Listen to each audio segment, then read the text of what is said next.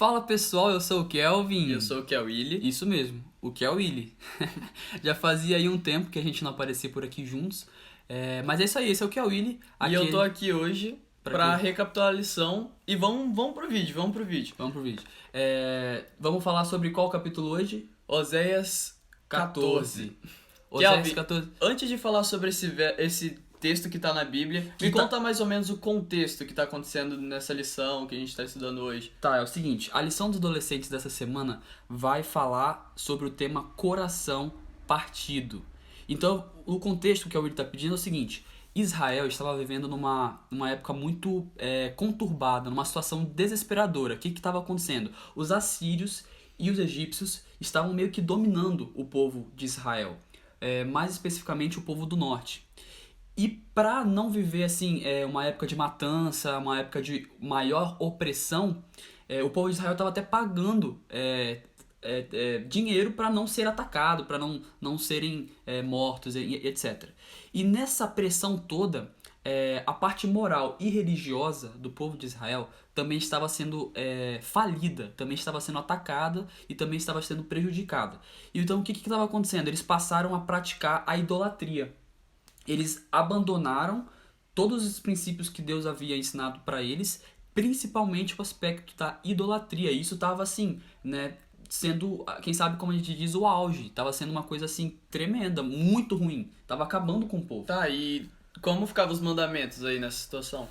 Os mandamentos não ficavam, né, não existiam nesse momento, porque até os sacerdotes, que eram as pessoas assim, né, instruídas a ensinar o povo, as demais classes de pessoas, até os sacerdotes estavam esquecidos, estavam não ligando mais para os mandamentos de Deus, principalmente para essa questão da idolatria. Aos olhos humanos, era uma situação irreversível, assim, não tinha mais jeito. O povo estava enraizado neles a questão da idolatria, e isso é uma coisa assim assustadora, né? Mas o povo não tinha uma aliança com Deus. Eles tinham que honrar isso, não é? Sim, eles tinham que honrar, mas nesse momento foi completamente esquecido por parte do povo de Israel. Essa aliança que havia sido feito Deus e povo desde o princípio, né, da história do povo de Israel. E daí Oséias, enfim, chegando agora no livro de Oséias, Oséias chega como último apelo de Deus para esse povo que tinha abandonado tudo, assim, todos os princípios que Deus tinha colocado. Então ele chega e ele traz uma mensagem em Oséias 11, 12, 13 e 14, muito especial, né? O livro de Oséias é cheio dessas histórias e fala de Deus para que o povo se arrependesse do seu grande pecado, que era a infidelidade, que era a idolatria. E você pode perceber que a mensagem de Oséias ela é um pouco dura, ela é triste assim, sabe? Você vê no capítulo 11, por exemplo, se você começa a ler o capítulo 11, olha só como tá lá. Quando Israel era uma criança, eu o amei como meu filho e do Egito chamei o meu filho. Mas quanto mais o chamava, mais rebeldes eles se tornavam. Ofereciam sacrifícios a Baal e queimavam incenso aos ídolos. E daí, no capítulo 12, se você vai para o capítulo 12, você continua vendo assim, Deus falando sobre isso. Ó. Israel está correndo atrás do vento, está alimentando um redemoinho. Os israelitas estão brincando com fogo. Eles mandam azeite de presente ao Egito e fazem tratados com a Síria para conseguir ajuda. E daí no capítulo 13 agora já, ó. Já houve um tempo em que Efraim falava e as nações tremiam de medo. Ele era exaltado em Israel, mas o próprio povo de Israel, começou a adorar Baal e provocou a sua própria destruição. Parece que eles esqueceram completamente o que Deus já tinha feito por eles todos os anos. Não só que já parece existiram. como esqueceram, sabe? Estava enraizado neles essa questão de pedir ajuda aos povos, porque como se Deus não pudesse ajudar, entende? E daí você vê. Como se Deus realmente não existisse pra eles. Exato, eles estavam adorando bezerros construídos por mãos humanas, eles estavam adorando Baal e Astarote, que eram deuses que em seus cultos envolvia sacrifício de crianças, uma sexualidade vulgar assim nos cultos desses deuses. Então eles tinham esquecido totalmente de que Deus era o Deus deles. Então você vê aqui nesses 3 capítulos Deus chamando a atenção deles. Olha só, vocês esqueceram, vocês mesmos causaram a própria destruição de vocês. Só que no capítulo 14, olha que interessante. Toda vez que Deus vem e ele anuncia juízo, ele anuncia o fim do povo, assim, a destruição do povo, ele também deixa uma mensagem de esperança para aqueles que decidirem abandonar o caminho errado, entendeu? E isso acontece no capítulo 14, que é o centro da lição dessa semana. Aí você lê assim, eu vou ler só o início do capítulo 14, depois vocês leem toda a história. Israel, Israel, volte para o Senhor, o seu Deus, pois por causa dos seus pecados ficou nessa situação terrível. Agora faça um pedido ao Senhor dizendo: ó Senhor, perdoe os nossos pecados e por sua misericórdia receba nossos novos sacrifícios, o louvor dos nossos lábios. A Assíria não pode nos salvar e a cavalaria não pode nos salvar. Nunca mais chamaremos de nossos deuses aqueles que nossas próprias mãos fizeram, porque somente o Senhor os órfãos encontra e socorre com amor. Ou seja, o que Deus está sugerindo?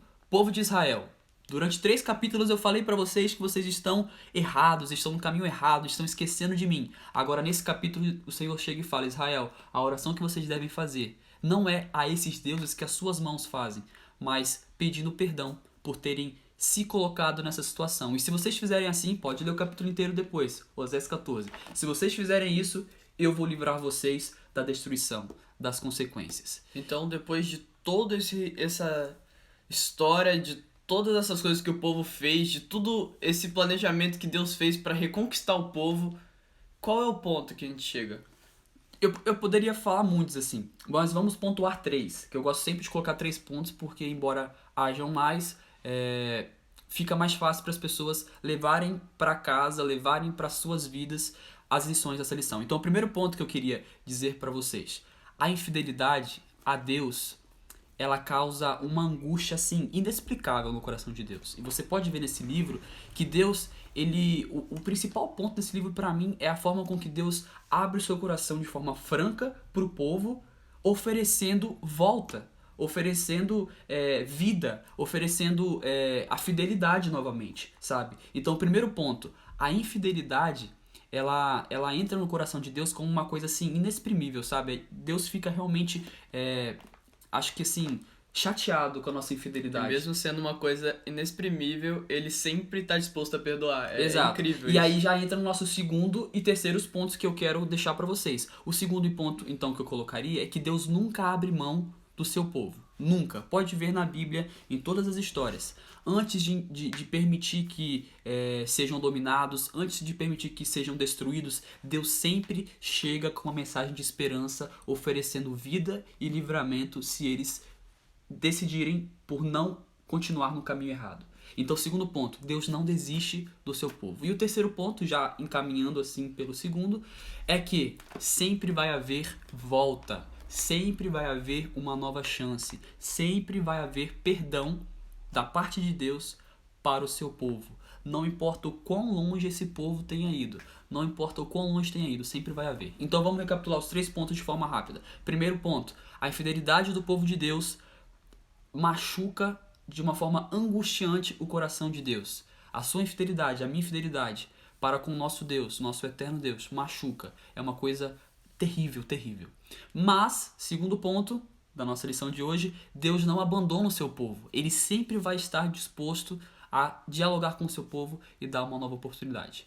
E o terceiro ponto, já encaminhado pelo segundo, sempre vai haver volta. Sempre vai haver chance, porque o nosso Deus tem uma misericórdia assim que não dá pra explicar. Não dá pra explicar. Então, a lição... O povo simplesmente esqueceu dele e ele conseguiu amar de volta. Exatamente. Então, o que a gente aprende dessa lição?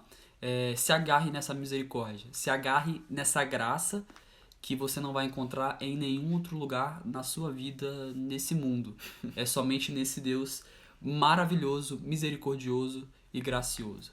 Então é isso. Lição de hoje, coração partido ensina isso pra gente. Se agarre na graça. Se agarre na misericórdia, mesmo tendo, talvez, ido longe, assim como o povo de Deus foi em sua infidelidade. Mas sempre vai haver volta para aqueles que decidirem por voltar. É isso, galera. Essa foi a lição dos adolescentes dessa semana. Recapitulação da semana. É isso aí. E então, até a próxima semana. Até, galera. Tamo junto.